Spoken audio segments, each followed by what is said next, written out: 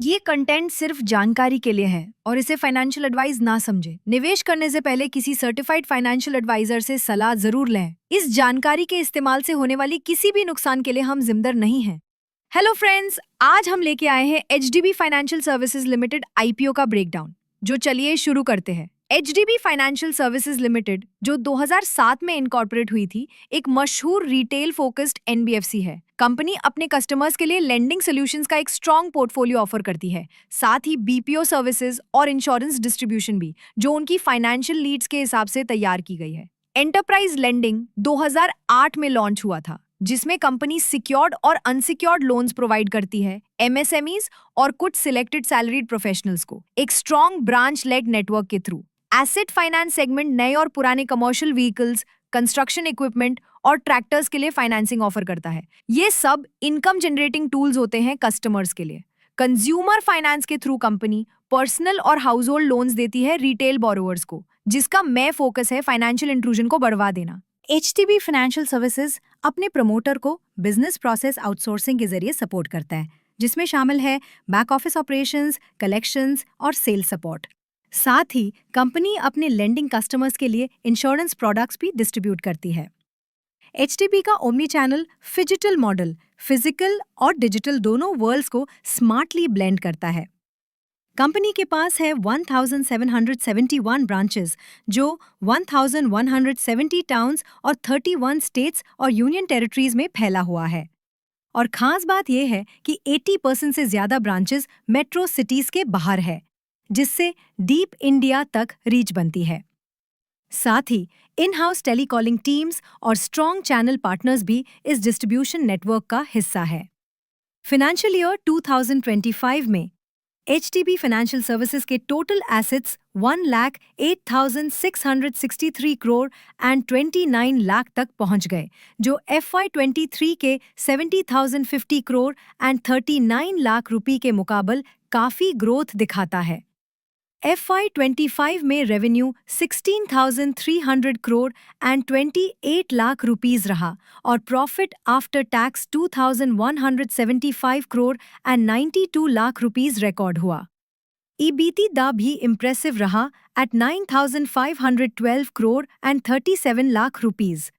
Company का net worth up 14,936 crore and 50 lakh rupees हो चुका है और reserves and surplus 15,023 crore and 97 lakh rupees तक बढ़ गए हैं।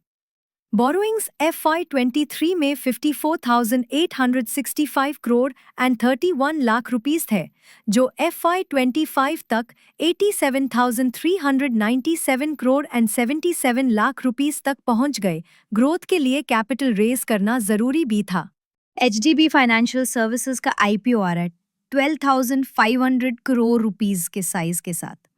इसमें 2,500 करोड़ रुपीस फ्रेश इशू होगा और 10,000 करोड़ रुपीस का offer for sale HDFC bank के थ्रू। प्राइस बांध रखा गया है 700 रुपीस से 740 रुपीस पर शेयर तक। लॉट साइज होगा 20 शेयर्स, यानी 14,800 rupees at upper band. IPO open होगा 25 जून से और क्लोज होगा 27 जून 2025। लिस्टिंग की टेंटेटिव डेट है 2 जुलाई एनएससी और बीएसई पर। एचडीबी फाइनेंशियल सर्विसेज के कुछ की स्ट्रेंथ्स में शामिल हैं डीप रूरल पेनिट्रेशन, एक डाइवर्सिफाइड लोन पोर्टफोलियो और स्ट्रॉन्ग प्रमोटर बैकिंग। वहीं दूसरी तरफ कुछ रिस्क फैक्टर्स भी हैं, जैसे interest rate volatility, unsecured lending में एनपीएस का बढ़ना और changing regulatory landscape. HDB financial services ने अपने आईपीओ से पहले 24 जून को एंकर बुक के जरिए 3,369 करोड़ रुपीस रेज किए at the upper price band of 740 rupees पर share. Total 4 crore 55 lakh equity shares allocate की गई इंस्टीट्यूशनल इन्वेस्टर्स को और रिस्पॉन्स जबरदस्त रहा। ग्लोबल इन्वेस्टर्स जैसे ब्लैक रॉक, गोल्डमैन सैक्स, बेली गिफर्ड, नॉर्वे का गवर्नमेंट पेंशन फंड, एडिया और टेम्पल्टन ने भरपूर हिस्सा लिया। डोमेस्टिक फ्रंट पर एलआईसी ने सबसे बड़ा कमिटमेंट दिया।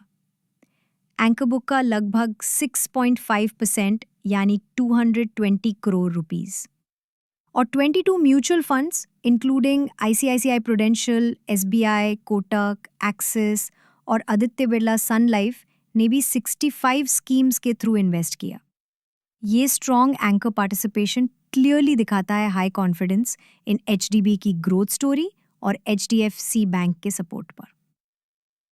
तो दोस्तों, ये था complete breakdown HDB financial services के आईपीओ का, फ्रॉम बिजनेस मॉडल और फाइनेंशियल से लेके एंकर बुक तक। मैं तो एचएनआई और शेयर होल्डर कैटेगरी में अप्लाई कर रही हूँ क्योंकि फंडामेंटल सॉलिड है और ग्रोथ का स्कोप भी काफ़ी प्रॉमिसिंग लग रहा है। अगर आपको ये वीडियो इन्फॉर्मेटिव लगा हो तो लाइक और शेयर ज़रूर करें एंड इन्वेस्टिंग से जुड़ी ऐसी ही फ्रेश अपडेट्स के लिए चैनल को सब्सक्राइब करना ना भूलें। मिलते हैं अगले आईपीओ के साथ। तब तक के लिए good bye, invest smart, stay informed.